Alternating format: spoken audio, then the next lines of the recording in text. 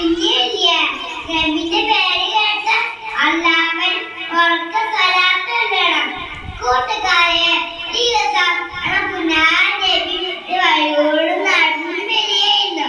അപ്പോൾ അതാ കൂട്ടം ആൾക്കാർ ബദറും നേരെ ചീരിയായിരുന്നു. ചിന്നവെ പരസിക്കാൻ തുടങ്ങി. നബി എല്ലാം കൊണ്ട് കേട്ടിരുന്നു. അവൻ ചില കല്ലെടുത്തെറിയാൻ തുടങ്ങി.